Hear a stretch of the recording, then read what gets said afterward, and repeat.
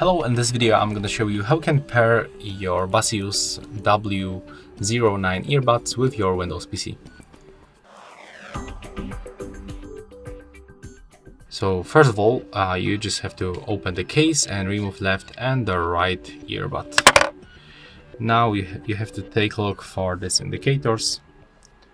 As you can see, they are blinking, and after a few moments, one of it will start blinking. As you can see, they are blinking white, so we can just go to the settings, open the Bluetooth and devices on the left side, then click to add device and select the Bluetooth.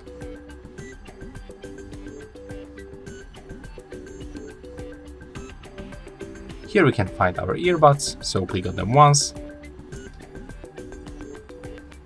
And as you can see right now, we are successfully connected. And that's all for this video. Hope you like it.